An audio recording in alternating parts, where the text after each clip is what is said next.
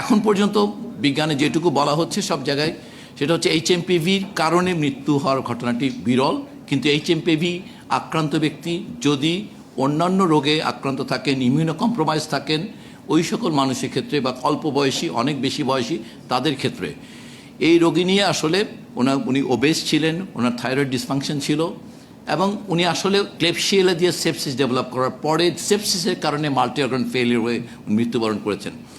এই সেপসিস বা এই মাল্টি অর্গান ফেলিয়ারের কেসগুলো যখন নাকি ভেন্টিলেট করা হয়, সাধারণভাবে এদের আউটকাম পৃথিবীর উন্নত দেশগুলোতেও কিন্তু যথেষ্ট খারাপ হয়।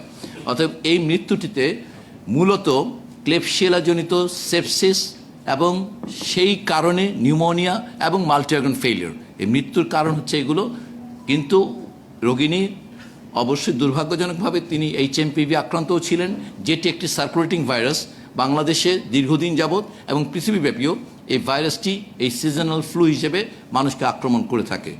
অতএব এই মুহূর্তে আমাদের গত কোভিডের কারণে আমাদের যে ডায়াগনস্টিক ক্যাপাসিটি বেড়ে গিয়েছে, আমাদের সেই কারণে আসলে আমাদের আজকাল রেসপিরেটরি প্যানেলে ডিটেকশনে একসাথে অনেকগুলো ভাইরাস ধরা পড়ে, ওই কারণে এইচএমপিভি ডিটেকশনটা এইভাবে হয়েছে।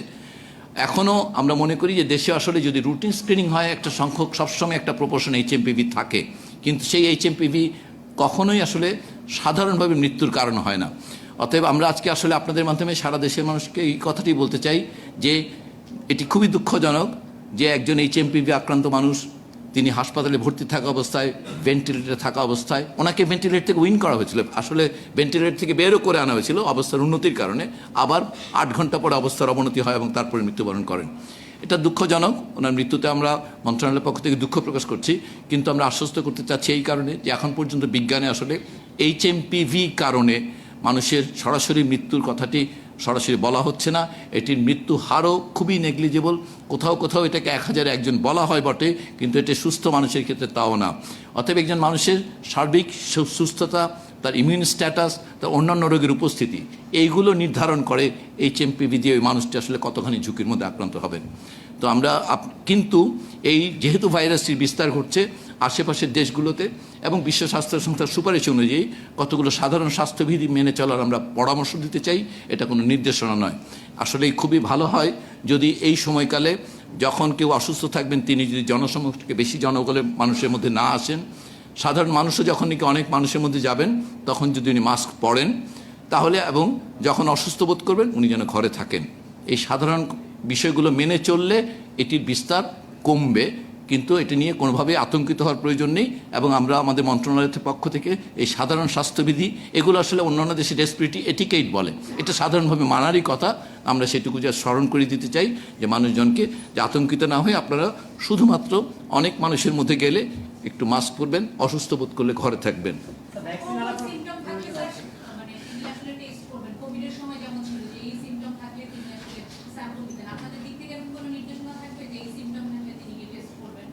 আমাদের দিক থেকে নয়, এটা একেবারেই ডাক্তারের ডিসক্রিপশন। সাধারণভাবে এই সময়কালে যে সিজনাল ফ্লু, এটা লক্ষণ একেবারেই তাই।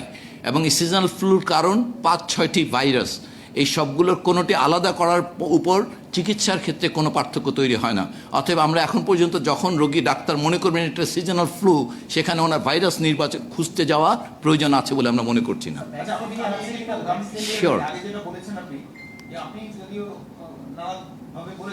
সরাসরি কি বলবেন যে গতকাল যে নারী মারা গেছেন উনি কি এইচএমপি ভাইরাসে মারা গেলেন কিনা নাকি অন্য কিছুতেই মারা গেলেন? ওনার এই প্রশ্নের ওনার মৃত্যুর কারণ আমরা বলেছি যেটা, সেটা হচ্ছে উনি 3টা, এটাকে বলি আমরা মানে বিভিন্ন ধরনের মাইক্রোবস দিয়ে আক্রান্ত অবস্থায় থাকা। ওনার 2টো মাইক্রোবস আক্রান্ত আমরা স্পষ্ট দেখতে পাই, একটি হচ্ছে এইচএমপিভি আর একটা হচ্ছে ক্লেবশিয়েলা। কনসিকুয়েন্টলি ওনার নিউমোনিয়া ডেভেলপ করেছিল এবং তার পরবর্তীতে ওনার মাল্টি অর্গান ফেলিয়ার হয়েছিল। সেটা একটা, যদি ক্লাসিক্যাল ক্লিনিক্যাল ল্যাঙ্গুয়েজে বলেন, এটা একটা সেপসিস, যেটা থেকে মাল্টি অর্গান ফেলিয়ার হয়েছে এবং তার ফলে তিনি মৃত্যুবরণ করেছেন। এই সেপসিসের কারণ হিসেবে 2টো, একটি ভাইরাস এবং একটি ব্যাকটেরিয়া, এই দুটোই একই সাথে উপস্থিত ছিল যখন উনি হাসপাতালে এসেছিলেন। অতএব এটা কোনটি মানে এইচএমপিভি যে 30 দিন আগে কি হয়েছিল এটা ডিটেক্ট করা কঠিন, কিন্তু উনি যখন থেকে হাসপাতালে নেটওয়ার্কে এসছেন তখন থেকে ওনার একটি ব্যাকটেরিয়া, একটি ভাইরাস এবং তারপর সেপসিস, তারপর নিউমোনিয়া, তারপর মাল্টি অর্গান ফেলিয়ার, ফাইনালি ইন্টিউবেট করে ফেরত আনা যায়নি। একবার এসে আসার পরে উনি আবার মারা গিয়েছেন। সো এই হচ্ছে মোটা দাগে আমাদের clinical description of this particular case. আমরা যদি এখানে একটু বলি যেমন করোনার সময় আমরা দেখেছি যে অন্য ডিজিজ থাকলেও মানে তিনি আক্রান্ত হয়েছেন বেশি এবং মারাও গিয়েছেন এরকম। তো এক্ষেত্রেও কিন্তু সেই রকম, কিন্তু আমরা ওটা বলেছি করোনায় মৃত্যু হয়েছে। আমরা এখানে এই ধরনের বলবো কিনা? এটা এখন পর্যন্ত আসলে এইভাবে বলা যাবে না, কিন্তু নিশ্চয়ই এটা আইএলআই আমরা বলছি যে এটা আইএলআই এর যে বিশ্ব স্বাস্থ্য সংস্থার যে গাইডলাইন ইনফ্লুয়েঞ্জা লাইক ইলনেস, এটা এখন পর্যন্ত ওই ক্লাস্টারের মধ্যে। এইটার মৃত্যুকে এইচএমপিভি কারণে মৃত্যু এই কথাটি আপনার পরবর্তীতে খেয়াল করবেন কোভিডের ক্ষেত্রে এটাকে আলাদা করা হয়েছিল, দুই ভাগ করা হয়েছিল, মানে কোভিডের কারণে। সো একইভাবে এটা সময় আসলে বিজ্ঞান এবং সময় নির্ধারণ করবে যে এই ধরনের মৃত্যুগুলোর ক্ষেত্রে কীভাবে ক্যাটাগরাইজ করা হবে। এখন পর্যন্ত এইভাবে স্পষ্ট কোরিলেশন মানে এইচএমপিভির কারণে মৃত্যু বলার মতন আসলে কোনো ক্যাটাগরি ডেভেলপ করানো হয়নি। সো আমরা এখন পর্যন্ত যে স্বীকৃত মৃত্যুর কারণ সেগুলো বলছি, কিন্তু ওনার এই মৃত ব্যক্তি উনি এইচএমপিভি আক্রান্ত ছিলেন। এটা যদি বলেন যে অফিসিয়ালি না, আমরা বলতে পারি অবশ্যই এইচএমপিভি এই সময়কালে বাংলাদেশে যদি 100 জন 500 জন অসুস্থ মানুষকে করা হয় কাউকে কাউকে অবশ্যই পাওয়া যাবে। এটা নির্ভর করবে পরীক্ষার উপরে, কিন্তু এটা কোনোভাবেই অতিরিক্ত কোনো ঝুঁকি সৃষ্টি করে না। বিধায় আমরা যেহেতু সাধারণ ফ্লুর যদি আপনি 500 রোগী নেন আপনি নিশ্চিত কিছু মানুষের মধ্যে এইচএমপিভি পাবেন, কিন্তু সেটি আসলে কোনো বাড়তি ঝুঁকি সৃষ্টি করছে না তার জন্যে। সেই জন্য এটিকে আমরা বলছি যে এই সময়কালের সাধারণ ফ্লু চিকিৎসায় চিকিৎসকরা যে প্রিন্সিপাল মেনে চলেন সেটা মেনে চললেই চলবে। গবেষণাধীন দু একটি ভ্যাকসিনের কথা শোনা যায়, কিন্তু এখন পর্যন্ত এটি ভ্যাকসিন আকারে আসার সম্ভাবনা নিকট ভবিষ্যতে নেই।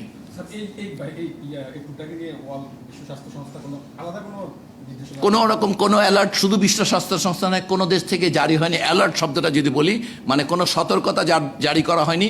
কতগুলো বিষয়ে পরামর্শ দেওয়া হয়েছে বিভিন্ন দেশে, সেটা চীন, ভারত বা বিশ্ব স্বাস্থ্য সংস্থার একটা পুরনো অনেক দিনের একটা গাইডলাইন আছে, সেখানেও তারা কিছু কথা বলেছে, কিন্তু সেগুলো খুবই সাধারণ পরামর্শ আকারে, কোনোভাবেই সেগুলোকে সতর্কতা বলা যাবে না।